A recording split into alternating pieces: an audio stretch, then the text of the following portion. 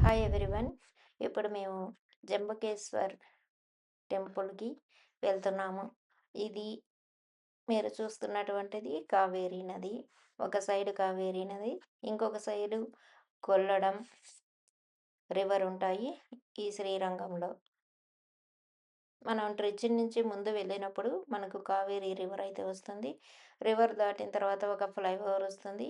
ఆ ఫ్లైఓవర్ దాటంగానే మనకు right side వచ్చేసి జంబుకేశ్వర్ తిరువనక్కోయిల్ అనేటటువంటి ఊరు. అందులో జంబుకేశ్వర స్వామి టెంపుల్ ఉంటుంది.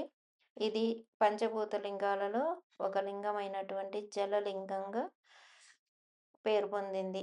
మనకుండేటటువంటి కాళహస్తిలో కాళహస్తీశ్వరుడు, అలాగే తిరువన్నామలైలో అరుణాచలేశ్వరుడు, చిదంబరంలో ఆకాశలింగం అంటే నటరాజస్వామి, కాంచీపురంలో పృథ్వీలింగం ఏకాంబరేశ్వర స్వామి, అలాగే శ్రీరంగంలో జంబుకేశ్వర స్వామి జలలింగం ఉంటాయి.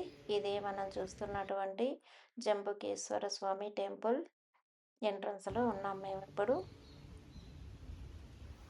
ఈ గుడి ఒక సైడు మనకు మెయిన్ రోడ్ అనేది ఉంటుంది. 2 నదుల మీద పోవడానికి అది మెడ్రాస్ హైవే గూడా.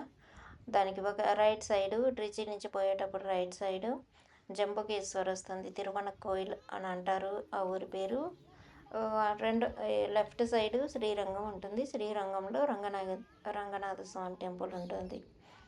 ఈ టెంపుల్‌లో చాలా గ్రీన్‌గా చెట్లుంటాయి. మీరు ఏ సీజన్‌లో వెళ్ళినా ఈ చెట్లు గ్రీన్‌గా ఉంటాయి. సమ్మర్‌లో తప్ప. మనకు ఆకురాలు పోయే టైంలో తప్ప. ఈ టెంపులు చాలా బావుంటుంది చూడడానికి. బయట నుంచి గానీ, లోపల నుంచి గానీ. లోపల ఇంకా చాలా బావుంటుంది. శ్రీరంగం టెంపుల్ కంటే జంబుకేశ్వర్ టెంపుల్ చాలా స్ట్రాంగ్‌గా కట్టుంటారు. మనకు పంచభూతాల లింగాలు ఎక్కడెక్కడైతే ఉన్నాయో, ఈ 5 టెంపుల్స్ గూడా చాలా స్ట్రాంగ్‌గా కట్టుంటారు. మీరు గమనించగలరు. అలాగే అమ్మవార్లు గూడా మనకు అంతే స్ట్రాంగ్‌గా ఉంటారిక్కడ. చాలా పవర్‌ఫుల్ అమ్మవార్లు. ఇక్కడ స్వామివారి పేరు జంబుకేశ్వరుడు. ఈ స్వామి వచ్చేసి మనకు జ నేరేడు చెట్టు అంటారు గదా! దానిని జంబూ వృక్షం అంటారు సంస్కృతంలో. ఆ చెట్టు కింద వెలిసినాడు. అలాగే ఇక్కడ అమ్మవారి పేరు అఖిలాండేశ్వరి. ఎవరికైనా పెళ్లి చేయాలి అనుకున్నప్పుడు అమ్మాయికి గానీ, అబ్బాయికి గానీ ఈ ఈ ఊరికొచ్చి ఈ అఖిలాండేశ్వరి దేవిని దర్శనం చేసుకొని పోయి పెళ్లి సంబంధాలు చూసినట్లయితే మంచి సంబంధాలు కుదురుతాయని అందరూ చెప్తూ ఉంటారు. ఇది మనకు మెయిన్‌గా ఉండేటటువంటి 4 స్తంభాలు ఇవి. చాలా డిజైన్ తోటి చాలా స్ట్రాంగ్‌గా ఉంటాయి. చూస్తుంటే చూడాలనే అనిపిస్తుంది. దీనికి మధ్యలో ధ్వజస్తంభం, బలిపీఠం ఉంటాయి. మనం ఇప్పుడు ఇక్కడ రూ. 10, రూ. 25 టికెట్లుంటాయి. అలాగే ఫ్రీ దర్శనం గూడా ఉంటుంది. మేము పోయిన రోజు జనం అయితే తక్కువే ఉన్నారు. లోపలైతే గర్భగుడి అనేది చాలా చిన్నదిగా ఉంటుంది. వంగిపోవాల్సి వస్తుంది. అలాగే ఒక్కరు అయితేనే పోగలరు లావుగా ఉండేవాళ్ళైతే. ఒకరు పోయి ఒకరు రావాలి ఇక్కడ జనం ఉండడం వల్ల. అందువల్ల సైడ్‌కి తిరిగి పోవాలి. ఇది మనం దర్శనం చేసుకున్న తర్వాత వెనక్కొచ్చినట్లయితే మనకిక్కడ నేరేడు చెట్టు, అలాగే గర్భగుడి, కలశం ఇవన్నీ కూడా చూడొచ్చు. దీనికి ఎదురుగా చండికేశ్వరుడు ఇది జంబుకేశ్వర స్వామి గర్భగుడి. దీనిపైన కలశం చూడొచ్చు అందరూ. ఇది వెనక నుంచి తీసింది. ఈ వెనకాలనే మనకు వెనక నుంచి వెళ్ళినట్లయితే మనం చిన్న కిటికీ లాంటిది ఉంటుంది. అక్కడి నుంచి కూడా చూడొచ్చు.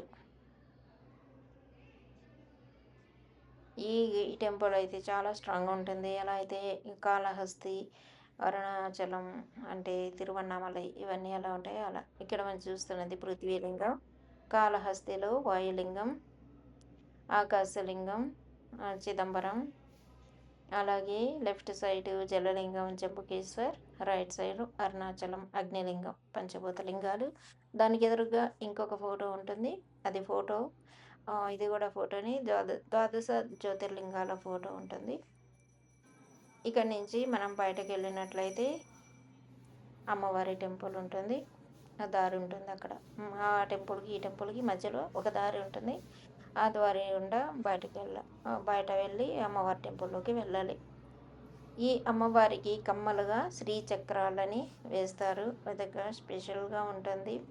మనకైతే దూరం నుంచి చూస్తాము. పెద్దగా ఉండదు. ఒక దీపం మాత్రమే పెట్టుంటారు. లైట్‌లయితే ఇక్కడ యూజ్ చేయరు. ఇక్కడ స్వామివారి దేవాలయంలో పక్కన ఉండేటటువంటి చిన్న చిన్న రా రాగి విగ్రహాలు, ఇత్తడి విగ్రహాలు ఇవన్నీ. ఈ టెంపుల్ అయితే చాలా పెద్దదిగా ఉంటుంది. గర్భగుడి మాత్రం చాలా చిన్నదిగా ఉంటుంది. ఒక నలుగురు, ఐదుగురు మాత్రమే పట్టేంత ప్లేస్‌లోనే ఉంటుంది. ఈ కాంపౌండ్ వాల్ స్వామివారిది. రైట్ సైడ్ చూస్తున్నది. లెఫ్ట్ సైడ్ ఉండేది అమ్మవారిది. ఇక్కడ కనిపిస్తున్నటువంటి మండపంలో నుంచి దారుంటుంది అమ్మవారి దేవాలయంలోకి. అమ్మవారిని దర్శించుకొని వచ్చేసాం. నెక్స్ట్ వీడియోలో సమయపురం చూద్దాము. Thank you for watching.